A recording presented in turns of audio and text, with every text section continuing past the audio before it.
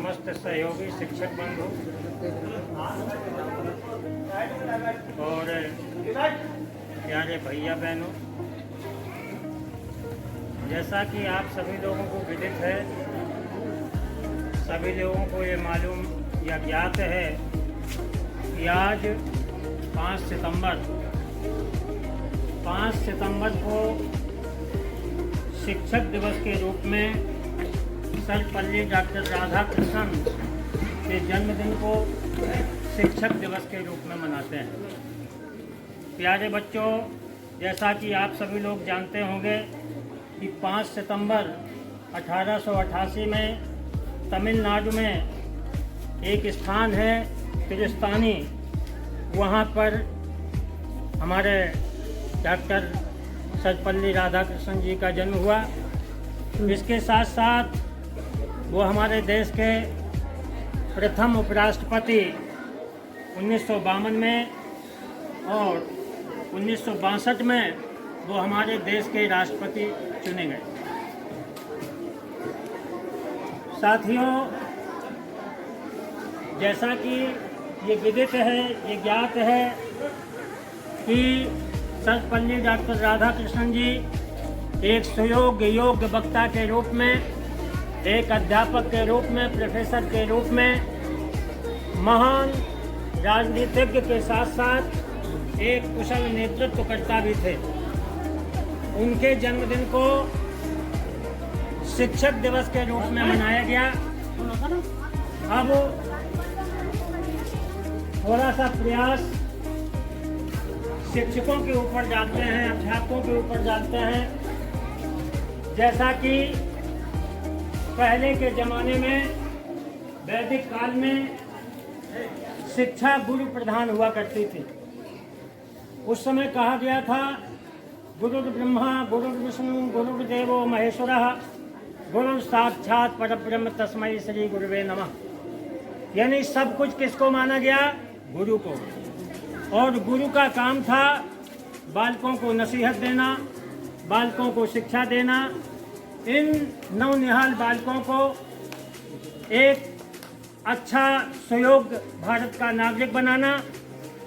जैसा कि सभी लोगों को विदित है, कबीर दास जी ने एक दोहा कहा था कि गुरु गोविंद दोनों खड़े काके लागों पाए, और बलिहारी गुरु आपने गोविंद दियो बताए।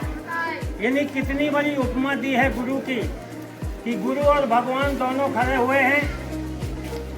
ये कहा गया कि सबसे पहले मैं किसके चरणों को स्पर्श करूं, तो ये बताया है कि उस परब्रह्म परमात्मा तक जाने का मार्ग, पहुंचने का रास्ता गुरु के द्वारा ही प्राप्त हुआ है। लिहाजा सबसे पहले हमें गुरु के चरणों को स्पर्श करना चाहिए। प्यारे बच्चों, गुरु की महिमा तो बहुत है, लेकिन साथ साथ आज शिक्षक दिवस है।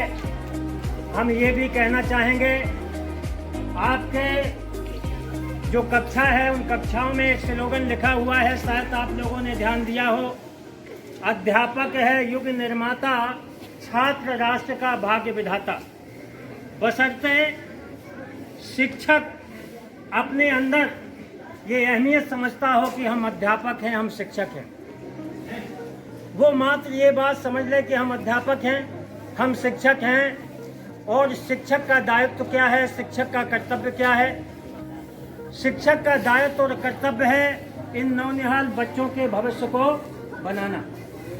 ये हम लोगों का दायित्व है। इसीलिए कहा है कि अध्यापक है युग निर्माता, यानी युग का निर्माण करने वाला कौन है?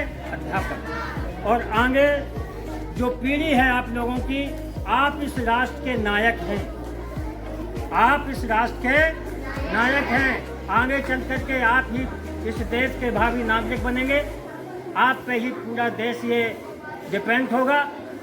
तो कहने का मतलब हमारा ये है कि आज शिक्षक दिवस के शुभ अवसर पर सबसे पहले तो हम अध्यापकों को ये प्रतिज्ञा लेनी चाहिए, ये अपने मन में दृढ़ निश्चय करना चाहिए कि हमारा जो दायित्व है, हमारा जो कर्तव्य है, हमारा जो उत्तरदायित्व है, वो है बच्चों को अच्छी नसीहत देना, बच्चों को शिक्षा देना, एक कुशल भारत का नागरिक बनाना, क्योंकि अभी ये नवनिहाल हैं, परिपक्व नहीं हैं, छोटे छोटे हैं, अभी अपना भला बुरा नहीं समझते हैं।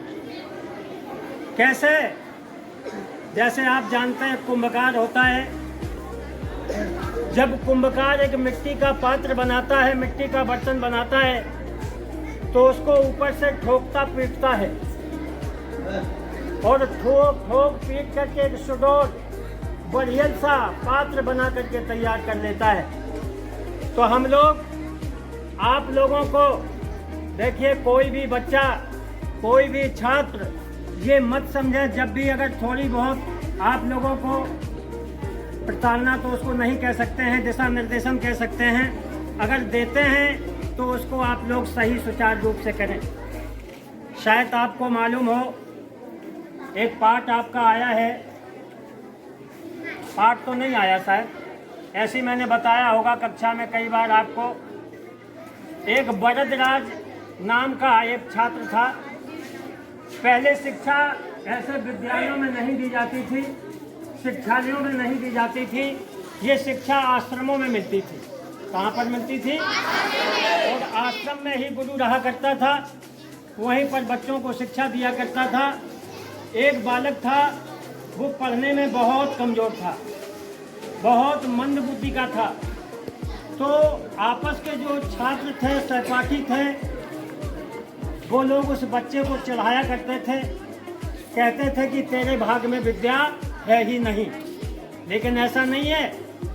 आखिरकार गुरुजी ने उस बालक से कहा कि बेटा, तुम्हें विद्या नहीं आती, तुम घर जाओ, घर का कुछ काम काज सीखो। तो गुरुजी ने उस बालक को घर भेजा। लेकिन गुरु और शिष्य का कितना अटूट स्नेह है, कितना उसमें अटूट प्रेम है कि ये बालक रास्ते में जाएगा, मार्ग में जाएगा तो इसे भूख लगेगी।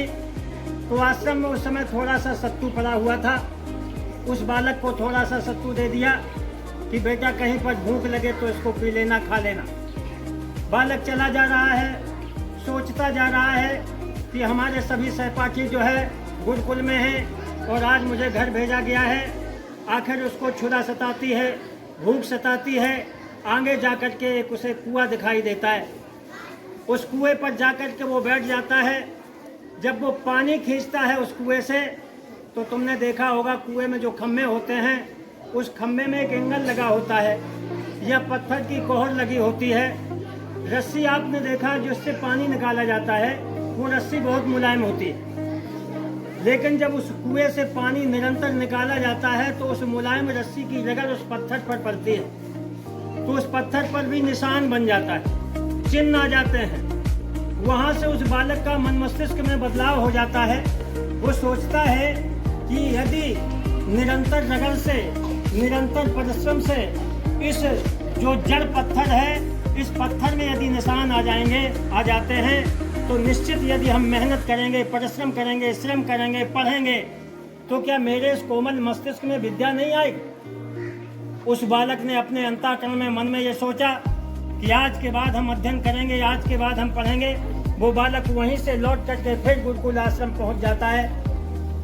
सहपाठी जब देखते हैं कि बालक लौट आया, गुरुजी भी देखते हैं कि ये शिष्य हमारा लौट आया। पूछा तो उस बालक ने जवाब दिया कि गुरुजी, आज के बाद मैं मेहनत करूंगा, परिश्रम करूंगा। और इस बालक ने इतनी मेहनत की, इतना परिश्रम किया कि आगे चल करके ये संस्कृत का प्रकांड विद्वान बना, जिन्हें हम बरदराज जी के नाम से जानते हैं।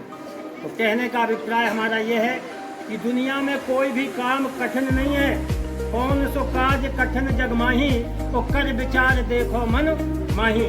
दुनिया में कोई भी कार्य कठिन नहीं है। यदि हम परिश्रम से, श्रम से, मेहनत के साथ में उस काम को करें, ये निश्चित है कि हम कार्य में सफलता को प्राप्त करेंगे।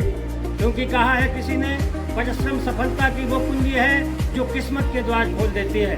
तो प्यारे बच्चों, आज के दिन हम शिक्षकों को और आप सब लोगों को ये दृढ़ प्रतिज्ञा करनी चाहिए कि जो भी यहाँ पर मुझे पढ़ाया जाएगा, शिक्षक जो भी अध्यापन कार्य करेगा, हम उसको पूरा करेंगे और मिलजुल करके आपस में आगे अपना नाम, अपने विद्यालय का नाम, अपने शिक्षकों का नाम रोशन करेंगे।